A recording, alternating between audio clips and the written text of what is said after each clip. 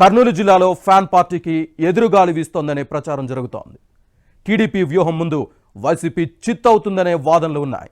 దీంతో అధికార party graph రోజురోజుకు పడిపోతుందనే టాక్ నడుస్తోంది. లోక్సభ ఎన్నికల్లో పోటీ చేసేందుకు అభ్యర్థులు ముందుకు రాని పరిస్థితి నెలకొంది. మరోవైపు ప్రతిపక్ష టీడీపీ టికెట్ కోసం ఆశావాహులు క్యూ గడుతున్నారు. ఫ్యాన్ పార్టీలో ఈ పరిస్థితికి కారణాలేంటి? తెలుగుదేశం సీటు కోసం రేస్ పెరగడానికి రీజన్ ఏంటి? Watch ABN inside.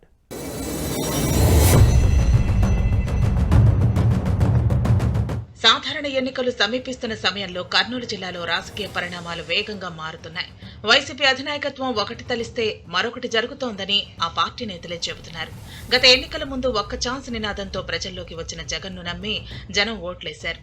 Kurnool YCP ఎంపీగా సంజీవ్ కుమార్ ను గెలిపించారు. కానీ అధికారంలోకి వచ్చిన తర్వాత అభివృద్ధిని విస్మరించారని సొంత పార్టీ నేతలు విమర్శిస్తున్నారు. ముఖ్యంగా కర్నూలు పశ్చిమ ప్రాంతంలో కరువు, వలసల నివారణకు చర్యలు తీసుకోలేదట. గుండ్రేవుల, వేదవతి వంటి కొత్త ప్రాజెక్టుల నిర్మాణాన్ని ప్రభుత్వం నిర్లక్ష్యం చేసిందనే విమర్శలు ఉన్నాయి. పెండింగ్ ప్రాజెక్టులను పూర్తి చేయలేదని పార్టీ కేడరే మండిపడుతోంది. ఇక న్యాయ రాజధాని అంశం మరుగున పడిపోయింది. దీంతో వైసీపీ ఎమ్మెల్యేలు, ఎంపీలను ప్రజలు నిలదీసే పరిస్థితి వచ్చింది.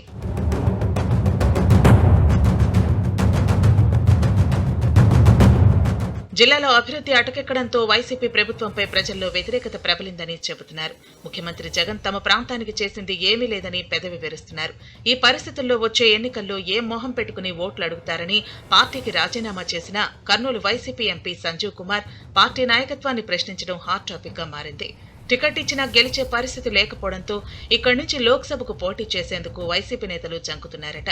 సిట్టింగ్ ఎంపీ సంజీవ్ కుమార్ రాజీనామా చేయటం, మాజీ ఎంపీ బుట్టా రేణుక రేసులో నుంచి తప్పుకున్నారు. దీంతో చేసేదేమీ లేక చివరకు మంత్రి గుమ్మనూరు జయరాంను లోక్సభ అభ్యర్థిగా పార్టీ నాయకత్వం ప్రకటించింది. నియోజకవర్గంలో ప్రగతి పడకేసిందని విమర్శిస్తూ పార్టీతో పాటు ఎంపీ పదవికి రాజీనామా సంజీవ్ కుమార్ ప్రకటించడంతో గుమ్మనూరు జయరాంతో పాటు ఆయన వర్గంలో గుండెల్లో రైళ్లు పరిగెడుతున్నాయట. ఈ పరిస్థితుల్లో పోటీ చేస్తే ఓటమిని మూటగట్టుకోవాల్సి వస్తుందేమోనని జంకుతున్నారని టాక్ ఉంది.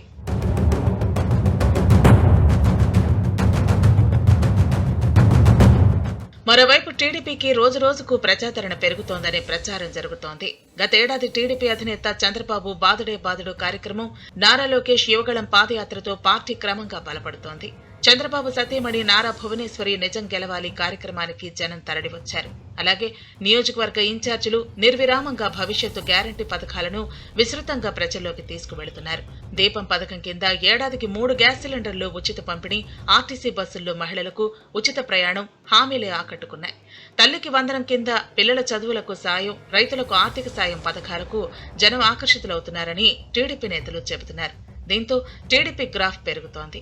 ఈ పరిస్థితుల్లో తెలుగుదేశం తరపున పోటీ చేస్తే గెలుపు ఖాయమనే ధీమాతో టికెట్ ఆశావహులు ఎక్కువ అవుతున్నారు.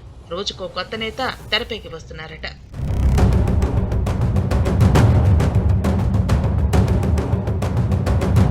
వచ్చే ఎన్నికల్లో టీడీపీ నుంచి పోటీ చేసేందుకు ప్రముఖ పారిశ్రామికవేత్తలతో పాటు విద్యావేత్తలు క్యూ కడుతున్నారనే ప్రచారం జరుగుతోంది. కేంద్ర మాజీ మంత్రి, టీడీపీ జాతీయ ఉపాధ్యక్షుడు కోట్ల సూర్యప్రకాష్ రెడ్డి, పార్టీ కర్నూలు నగరాధ్యక్షుడు నాగరాజు యాదవ్ రేసులో ఉన్నారు. ఢిల్లీ యూనివర్సిటీలో అసిస్టెంట్ ప్రొఫెసర్ గా పనిచేస్తున్న కురువ పరమేష్ సీటు కోసం ప్రయత్నిస్తున్నారు. ఆయనది జిల్లాలోని పెదటేకూరు. ప్రముఖ పారిశ్రామికవేత్త కొండారెడ్డి రవీంద్రారెడ్డి కర్నూలులోని ఓ కార్పొరేట్ ఆసుపత్రి అధినేత డాక్టర్ లక్ష్మీప్రసాద్ ఎంపీ టికెట్ కోసం పోటీ పడుతున్నారు. వీరితో పాటు మైనార్టీ సెల్ రాష్ట్ర ప్రధాన కార్యదర్శి బషీర్ అహ్మద్, మరో 5 కూడా సీటు కోసం విశ్వ ప్రయత్నాలు చేస్తున్నారట. ఎంపీ టికెట్ కోసం పోటీ పడుతున్న వారిలో రెడ్డి, కురువ, యాదవ, వాల్మీకి సామాజిక వర్గాలకు చెందిన వారు ఎక్కువ మంది ఉన్నారు. దీంతో టీడీపీ అధిష్టానం సైతం అభ్యర్థి ఎంపికలో ఆచితూచి అడుగులు వేస్తున్నట్లు సమాచారం. సర్వేలతో ఆశావహుల బలాబలాలను పరిశీలించిన తర్వాత ఫైనల్ గా గెలిచే నేత కోసం పార్టీ అధినాయకత్వం కసరత్తు చేస్తోంది. మొత్తం మీద వైసీపీ కంచుకోటలో ప్రభుత్వ వైఫల్యాలే అధికార పార్టీలో విపత్కర పరిస్థితులకు ప్రధాన కారణమని రాజకీయ విశ్లేషకులు అభిప్రాయపడుతున్నారు.